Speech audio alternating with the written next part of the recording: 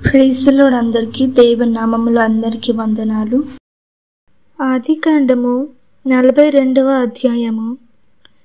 ధాన్యము ఐగుప్తులోనున్నదని యాకోబు తెలుసుకొనినప్పుడు మీరెలా ఒకరి ముఖము ఒకరు చూచుచున్నారని తన కుమారులతో అనెను. మరియు అతడు, చూడుడి, ఐగుప్తులో ధాన్యమున్నదని వింటిని. మనము చావక బ్రతుకున్నట్లు మీరు అక్కడికి వెళ్ళి మన కొరకు అక్కడ నుండి ధాన్యము కొనుక్కొని రండని చెప్పగా, యోసేపు 10 మంది అన్నలు ఐగుప్తులో ధాన్యము కొనబోయిరి. అయినను ఇతనికి హాని సంభవించునేమో అని యాకోబు యోసేపు తమ్ముడగు బెన్యామీనును అతని అన్నలతో పంపినవాడు కాడు. కరువు కనాను దేశములో ఉండెను గనుక ధాన్యము కొనవచ్చిన వారితో కూడా ఇశ్రాయేలు కుమారులను వచ్చిరి. అప్పుడు యోసేపు ఆ దేశమంతటి మీద అధికారి అయి ఉండెను.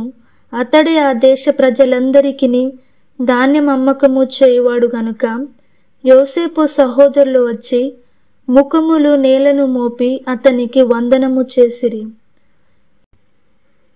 యోసేపు తన సహోదరులను చూచి వారిని గుర్తుపట్టి వారికి అన్యుని వలె కనబడి వారితో కఠినముగా మాటలాడి, మీరెక్కడ నుండి వచ్చితిరని అడిగెను.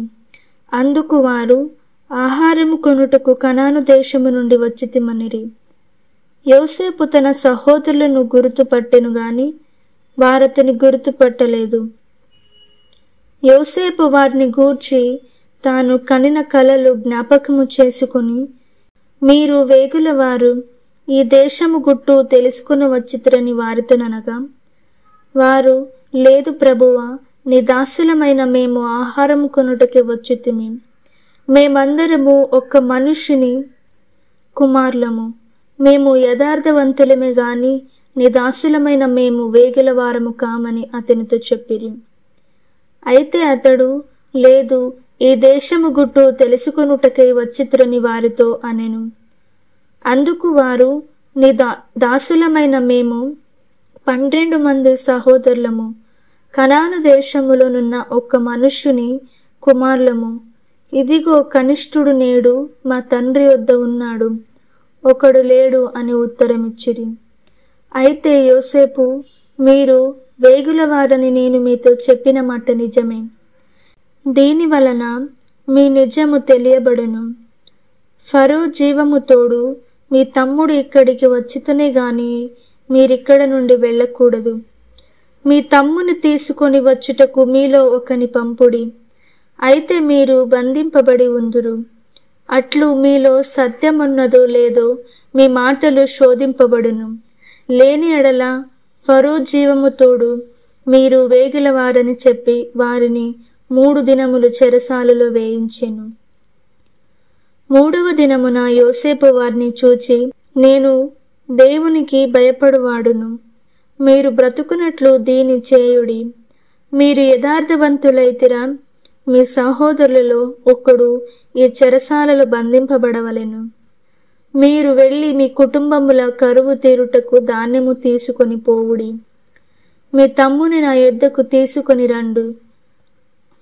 అట్లు మీ మాటలు సత్యమైనట్టు కనబడును గనుక మీరు చావరని చెప్పెను. వారట్లు చేసిరి. అప్పుడు వారు, నిశ్చయముగా మన సహోదరుని ఎడల మనము చేసిన అపరాధమునకు శిక్ష పొందుచున్నాము.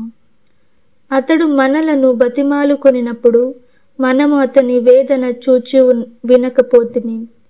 అందువలన ఈ వేదన మనకు వచ్చనని ఒకనితో ఒకడు మాటలాడుకొనిరి.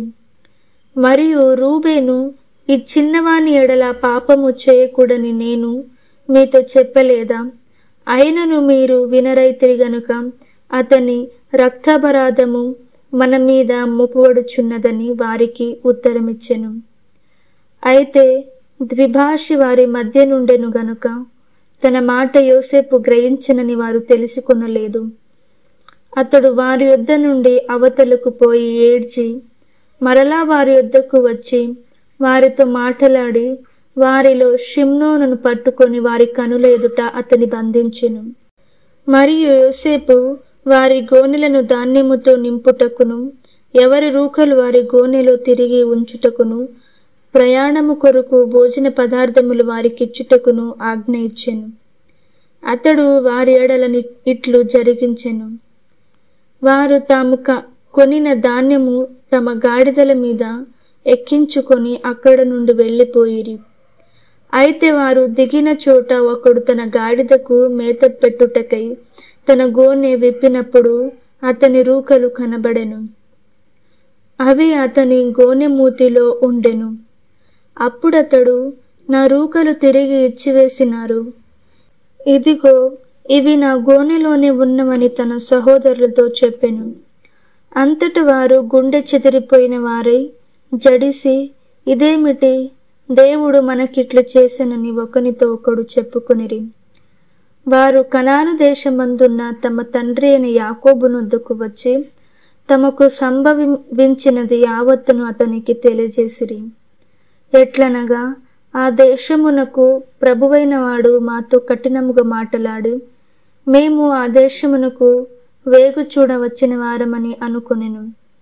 అప్పుడు మేము యథార్థవంతులము, వేగుల వారము కాము, 12 మంది సహోదరులము, ఒక్క తండ్రి కుమారులము, ఒకడు లేడు, మా తమ్ముడు నేడు కనాను దేశమందు మా తండ్రి యొద్ద ఉన్నాడని అతనితో చెప్పితిమి. అందుకు ఆ దేశపు ప్రభువు మమ్మును చూచి, మీరు యథార్థవంతులని దీని వలన నేను తెలుసుకొందును. మీ సహోదరులలో ఒకని నా యొద్ద విడిచిపెట్టి మీ కుటుంబములకు కరువు తీరినట్లు దానము తీసుకుని పోయి నా యొద్దకు ఆ చిన్నవాణ్ణి తోడుకుని రండి. అప్పుడు మీరు యథార్థవంతులే గాని వేగుల వారు కారని నేను తెలుసుకొని మీ సహోదరుని మీకు అప్పగించదను. అప్పుడు మీరు ఆ దేశమందు వ్యాపారము చేసుకొనవచ్చునని చెప్పిననిరి. వారు తమ గోనెలను కుమ్మరించినప్పుడు ఎవరి రూకల మూట వారి గోనెలో ఉండెను. వారును వారి తండ్రియు ఆ రూకల మూటలు చూచి భయపడిరి. అప్పుడు వారి తండ్రి అయిన యాకోబు వారిని చూచి, మీరు నన్ను పుత్రహీనునిగా చేయుచున్నారు. యోసేపు లేడు, షిమ్యోను లేడు, మీరు బెన్యామీనును కూడా తీసుకుని పోవుదురు. ఇవన్నీ నాకు ప్రతికూలముగా ఉన్నవని వారితో చెప్పెను. అందుకు రూబేను, నేనతని నీ యొద్దకు తీసుకుని రాని ఎడల నా 2 కుమారులను నీవు చంపవచ్చును. అతని నా చేతికప్పగించుము, అతని మరలా నీ యొద్దకు తీసుకుని వచ్చి అప్పగించుదనని తన తండ్రితో చెప్పెను. అయితే అతడు, నా కుమారుని మీతో వెళ్ళనీయను, ఇతని అన్న చనిపోయెను, ఇతడు మాత్రమే మిగిలి ఉన్నాడు. మీరు పోవు మార్గమున ఇతనికి హాని సంభవించిన ఎడల నెరసిన వెంట్రుకల గల నన్ను మృతుల లోకములోనికి దుఃఖముతో దిగిపోవునట్లు చేయుదురని చెప్పెను.